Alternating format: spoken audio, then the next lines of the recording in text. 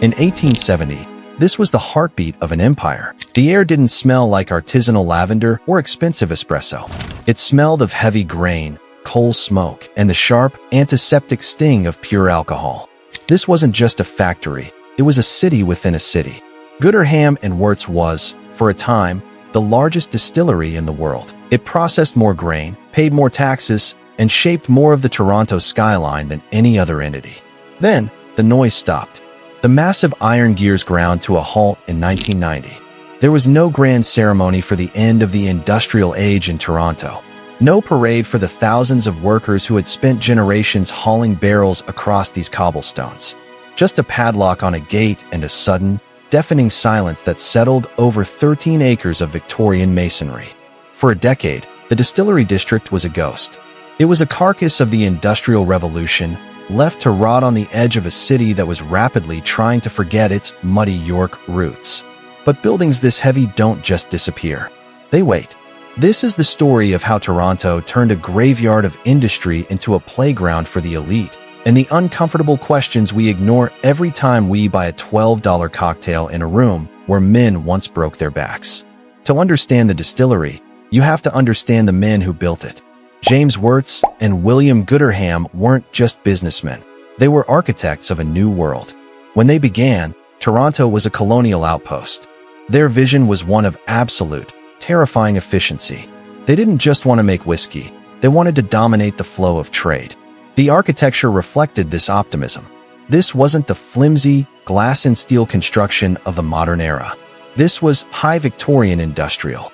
It was built with a permanence that feels arrogant today. Massive limestone foundations, thick, red brick walls, arched windows that let in cathedral-like light.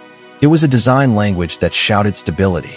The stones were stacked with the belief that the British Empire and the thirst for its spirits would last forever.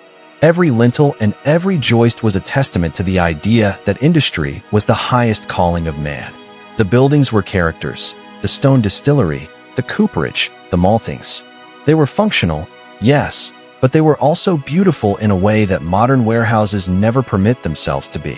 At its peak, the distillery was a sensory overload.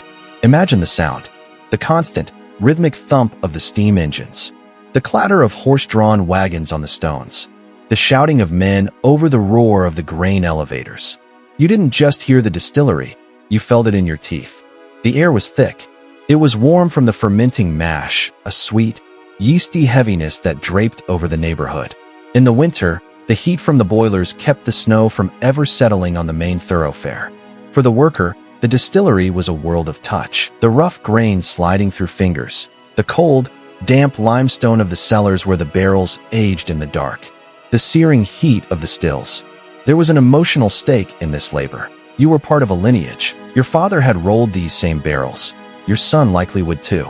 There was a dignity in the scale. You were a small part of a massive, global machine that turned Ontario wheat into liquid gold. But time is the great eroder. The decline wasn't a sudden crash. It was a slow, agonizing leak. It started with deferred maintenance, the most dangerous phrase in urban planning. A broken window here, a leaky roof there, small problems that were ignored because the bottom line was shrinking.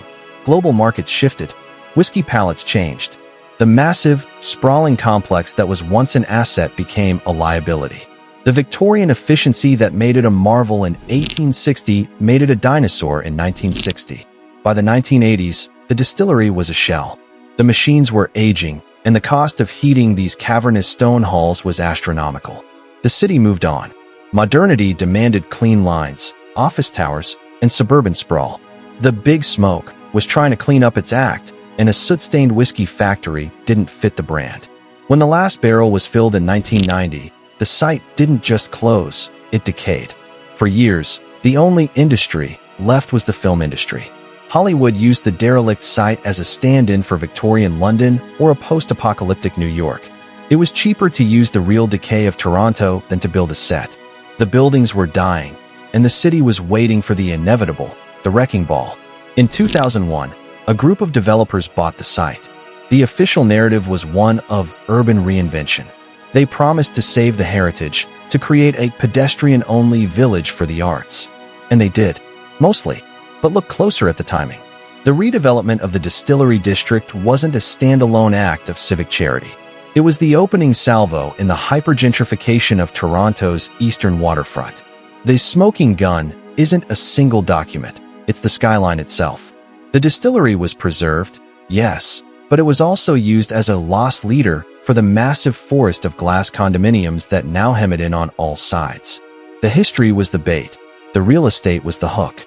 The developers argued that the only way to save the crumbling stone was to surround it with high-density luxury living. They traded the soul of the industrial site for the amenity of a shopping district. By declaring the area a pedestrian village, they created a private space that masquerades as a public square. The complexity lies in the trade-off. Without the boutiques and the $40,000 outdoor sculptures, the buildings would likely be a parking lot. But in saving them, we have sanitized them. We have scrubbed away the soot, the sweat, and the struggle, replacing it with a curated, Instagram-friendly version of history. Walk through the distillery today, and you feel the weight of what has been lost. The massive scale of the original operation has been shrunk down to a manageable, consumable size. The cooperage no longer smells of cedar and sweat. It smells of expensive candles. The tank house is a theater. There is a profound irony in the temporary feel of the modern tenants.